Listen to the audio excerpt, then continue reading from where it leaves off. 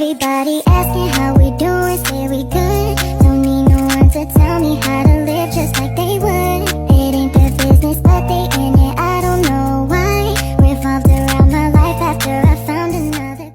Assalamualaikum warahmatullahi wabarakatuh. Perkenalkan, nama saya Ria Agustina, NIM 1052-1028, mahasiswi Stay Al Furqon, Kota Prabu Muli, Prodi Ekonomi Syariah. Ke rumah Bu Asih ingin ketemu Sony. Apa sih yang kita bahas kali ini? Nah, yang akan kita bahas kali ini mengenai liberalisasi perdagangan dan custom unions. Apa sih liberalisasi perdagangan itu?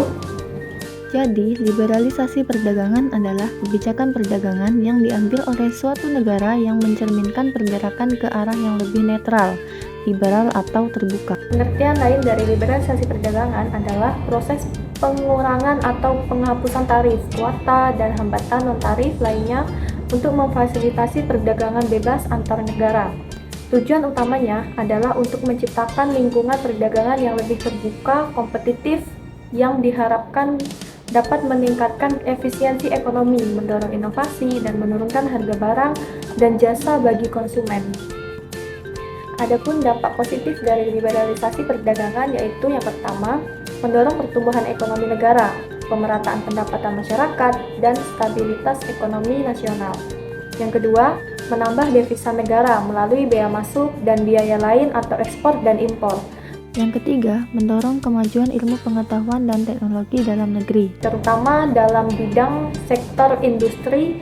Dengan munculnya teknologi baru dapat membantu dalam memproduksi barang lebih banyak dengan waktu yang singkat. Yang keempat, melalui impor, kebutuhan dalam negara dapat terpenuhi. Yang kelima, memperluas lapangan kerja dan kesempatan masyarakat untuk bekerja. Yang keenam, mempererat hubungan persaudaraan dan kerjasama antar negara. Dampak negatif dari liberalisasi perdagangan yaitu yang pertama, barang-barang produksi dalam negeri terganggu akibat masuknya barang impor yang dijual lebih murah dalam negeri yang menyebabkan industri dalam negeri mengalami kerugian yang besar. Yang kedua, munculnya ketergantungan dengan negara maju. Selanjutnya yaitu custom unions.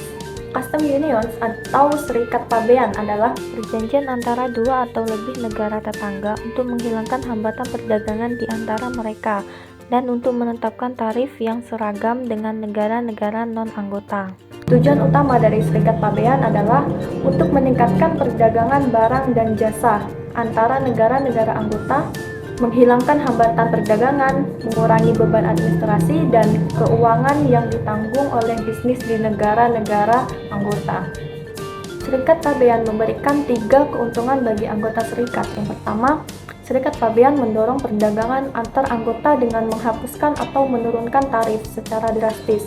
Pengurangan ini menjadikan ekspor lebih menguntungkan dan lebih mudah dilakukan karena membuat harga pokok lebih kompetitif dengan produk dalam negeri. Yang kedua, perjanjian ini memberikan perlindungan bagi industri dalam negeri. Anggota yang melakukan usaha di kawasan perdagangan yang dilindungi dari non-anggota. Perlindungan tersedia karena semua anggota membuat kebijakan perdagangan bersama, termasuk hal-hal seperti kuota dan tarif yang melindungi industri anggota dari pihak luar. Yang ketiga, para anggota menyetujui pembagian pendapatan sehubungan dengan dana yang dihasilkan dari tarif umum yang dikenakan kepada pihak luar. Hal ini dapat memberikan pendapatan tambahan bagi suatu negara yang mungkin tidak menghasilkan pendapatan tersebut karena rendahnya aktivitas perdagangan. Adapun kerugian dari custom unions adalah yang pertama, kedaulatan ekonomi terkikis. Negara-negara anggota harus mencapai kesepakatan bersama tentang tarif eksternal. Masing-masing negara anggota tidak dapat lebih mementingkan ekonomi mereka sendiri dalam merundingkan tarif eksternal dengan negara-negara non-anggota. Yang kedua, pengaturan tarif bersama seringkali rumit. Setiap anggota sering berselisih paham karena ingin melindungi kepentingan bisnis dan ekonomi dalam negeri. Yang ketiga, tekanan persaingan mengancam bisnis domestik. Beberapa perusahaan domestik mungkin tutup karena tidak mampu bersaing dengan produk dari negara anggota lain. Yang keempat, anggota serikat pabean mungkin masih memerlukan dokumen yang tidak seragam. Kebijakan seperti pemeriksaan keamanan, faktur, dan dokumen transportasi diserahkan kepada setiap anggota.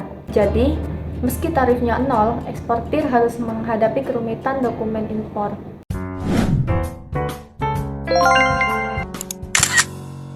Everybody asking how we doing, say we good. Don't need no one to tell me how